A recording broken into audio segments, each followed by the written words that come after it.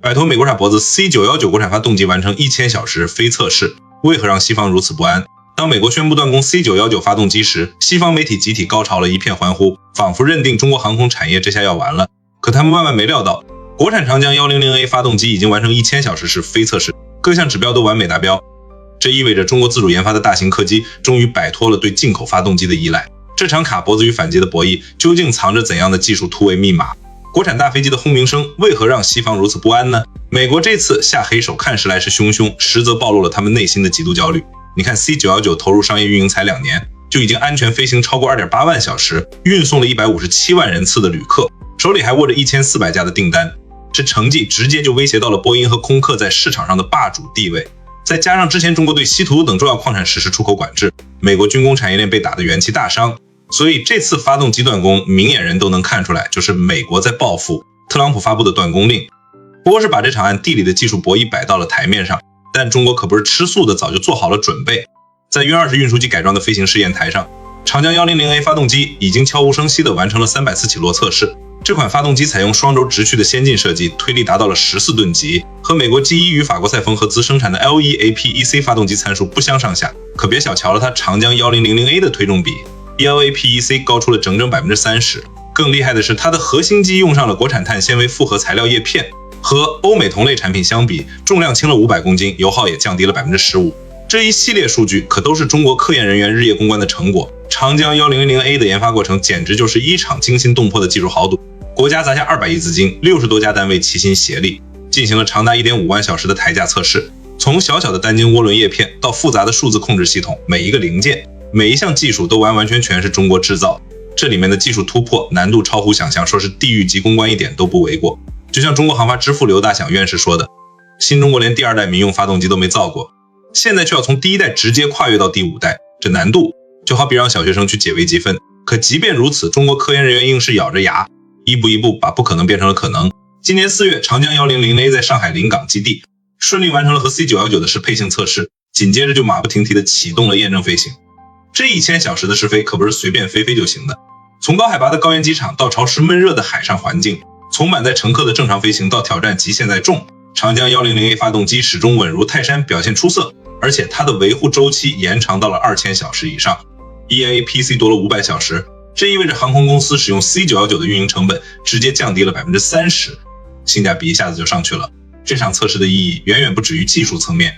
当美国商务部宣布暂停 LEAPEC 技术出口的时候，长江 100A 的量产计划已经提前启动了。上海临港机第1期工程年产就能达到50台，2025年第4季度第1台量产发动机就将交付使用，这就给中国航空产业吃了一颗定心丸。就算美国彻底断供， C919 的生产线也能稳稳地继续运转下去，不会因为发动机的问题而停摆。和美国、法国联合研制的 LEAP 发动机相比，长江 100A 最大的优势就在于实现了全链条自主可控。西方那些国家还在依赖全球供应链来分散风险的时候，中国已经默默地构建起了一条横跨东北、西南、西北的航空动力产业链。沈阳负责设计，贵州承担铸造任务，西安专注于研发。这种协同合作的模式让美国的技术封锁瞬间变成了纸老虎，根本起不了作用。长江 100A 取得的突破正在改写全球航空业的格局。未来20年，中国预计将新增8000架客机的庞大需求。要是长江 100A 能拿下 30% 的市场份额，那创造的产值将超过1万亿人民币，这是一笔相当可观的数字。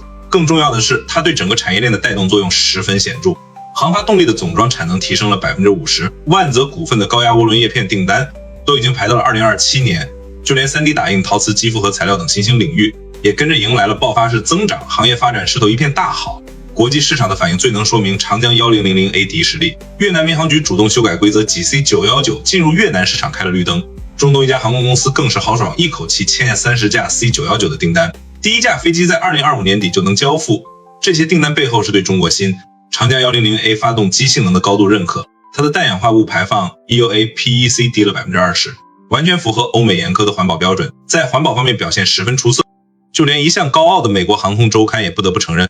对中国的技术封锁正一步步走向失败。当长江 1000A 开始批量生产的时候，中国已经马不停蹄地启动了长江2000宽体客机发动机的研发，同时还在大力推进氢燃料发动机技术的研究。更让西方担忧的是，中国正在建立自己独立的是航认证体系。以前中国的零部件必须送到欧洲去测试，现在在成都就能完成所有的验证流程，这大大提高了效率。也增强了中国航空产业的自主性。这场和美国的技术较量早就不只是技术层面的比拼了。在沈阳场所协同创新中心，工程师们利用数字孪生技术，把发动机的研发周期缩短了 40%。这种创新的虚实结合研发模式，让中国在下一代航空发动机的竞赛中抢占了先机。就像航空工业审飞的总师说的那样，我们不是在追赶别人的脚步，而是在重新制定这场竞赛的规则。回顾历史，这样的故事一次次上演。当年中国被拒之家力略计划门外，没办法参与欧洲的卫星导航项目。结果呢，中国靠自己的努力建成了覆盖全球的北斗卫星导航系统，在全球导航领域占据了重要地位。高铁技术刚起步的时候，西方国家对中国技术封锁，没想到却激发了中国的自主创新能力，让中国建成了世界上最庞大的高铁网络，技术和里程都领先世界。这一次美国断供 C919 发动机，本以为能把中国航空产业卡死，没想到却成了中国国产航空发动机突破的契机。事实再一次证明，核心技术是买不来求不到的，只有坚定不移地走自主研发的道路，才能掌握发展的主动权。从长江1000A 到长江2000，中国航发人在单晶涡轮叶片上刻下的217道刻痕，记录着中国航空发动机从根跑到并跑的艰辛历程，也预示着中国航空产业更加辉煌的未来。